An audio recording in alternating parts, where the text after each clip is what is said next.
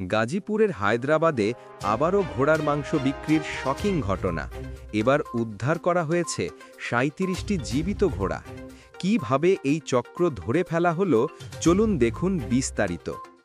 মঙ্গলবার রাতে গাজীপুর জেলার প্রশাসন, প্রাণী সম্পদ অধিদপ্তর, র্যাব ১ এবং পুলিশ যৌথ অভিযান চালিয়ে একটি গোপন কসাইখানায় বিক্রি নিষিদ্ধ বিপুল পরিমাণ ঘোড়ার মাংস জব্দ করেছে। এই অভিযানে ৩৭টি রোগাক্রান্ত ঘোড়া উদ্ধার করা হয়েছে, যেগুলো জবাই করে মাংস হিসাবে বাজারে বিক্রি করার উদ্দেশ্য ছিল। নির্বাহী ম্যাজিস্ট্রেট ইশতিয়াক আহমেদ জানান, উদ্ধারকৃত ঘোড়াগুলো অধিকাংশই রুগ্ন এবং মানবদেহের জন্য ক্ষতিকর, তাই তাদেরকে সঠিকভাবে হস্তান্তর করা হচ্ছে প্রাণী সম্পদ অধিদপ্তরের কাছে। এটি প্রথম ঘটনা নয়। চলতি বছরের শুরুতে হায়দ্রাবাদে ঘোড়ার মাংস বিক্রি শুরু হয়েছিল, যা ধীরে ধীরে এলাকায় ব্যাপক সাড়া ফেলে।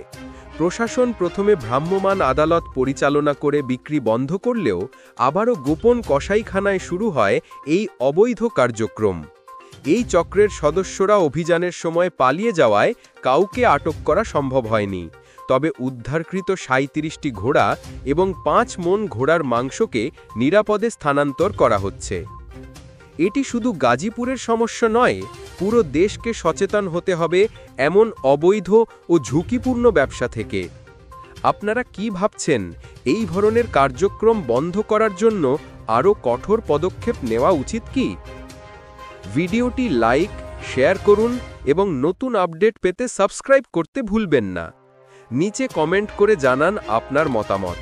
আমরা চাই জনগণের সচেতনতা বৃদ্ধি হোক।